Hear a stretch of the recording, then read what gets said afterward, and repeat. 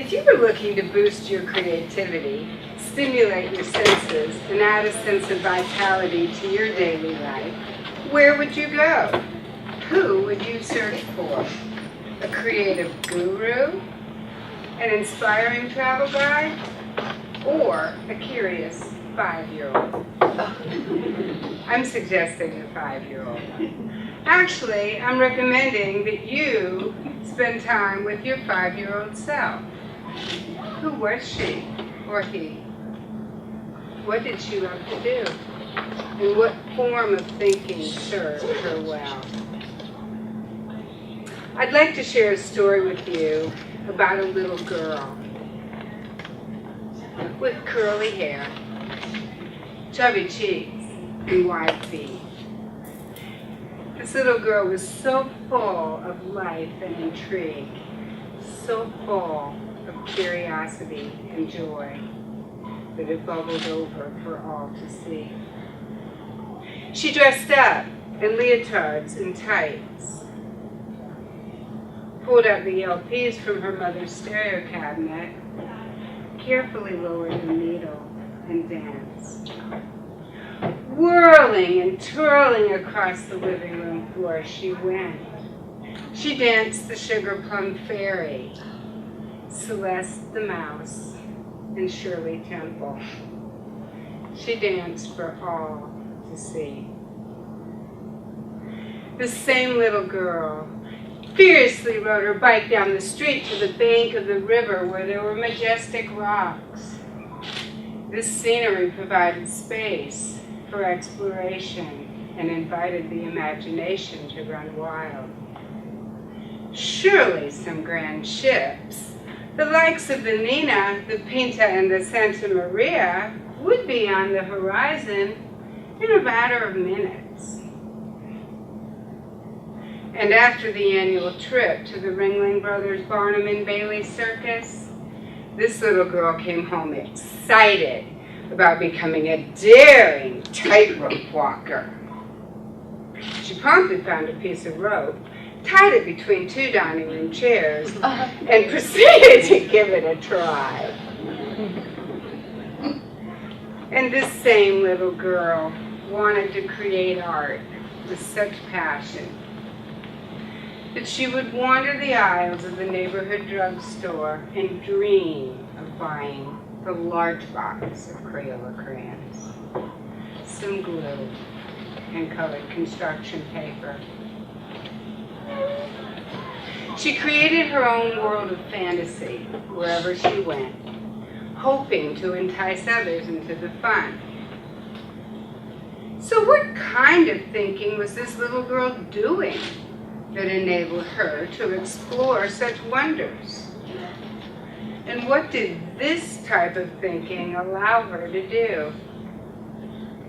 Clearly, this was a world of wishing and fantasizing, a world of anything's possible, and a world of I deserve to have it.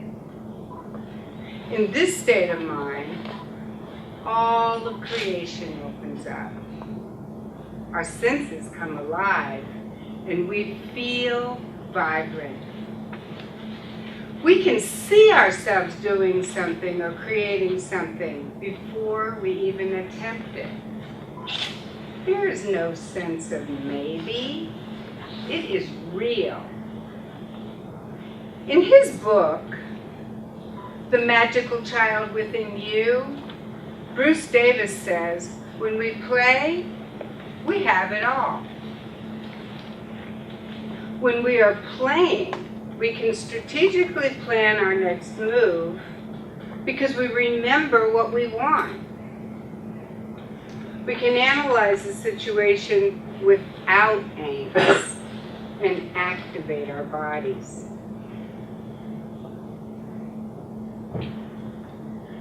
With this sense of play, we move beyond self-limiting ways of thinking and feeling and open up to the wide world of possibility. Let's take a look at what magic lies in this simple piece of string.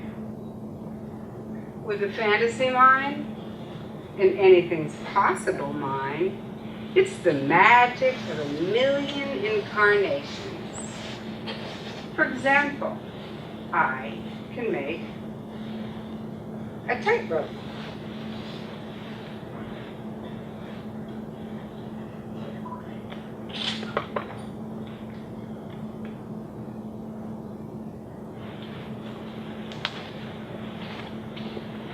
A flower.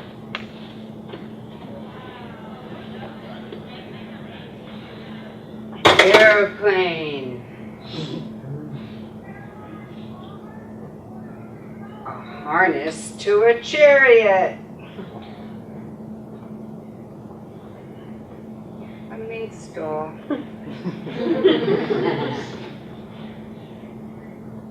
A headband.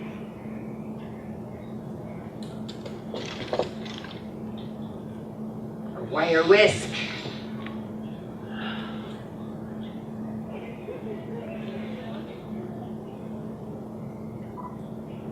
A hair bow.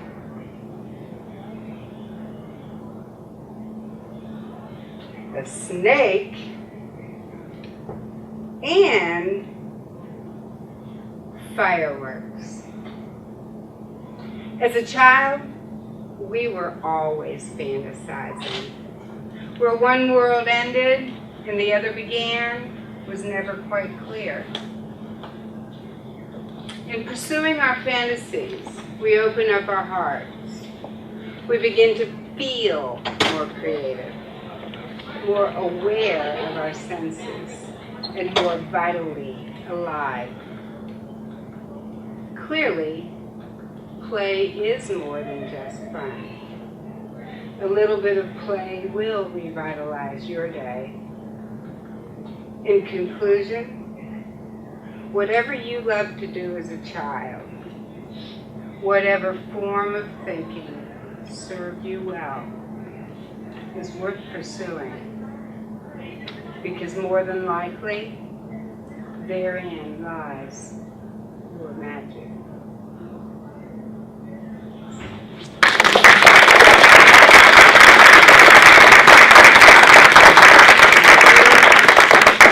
So I invite you to stop by my table and see what playful, magical opportunities I have to offer you.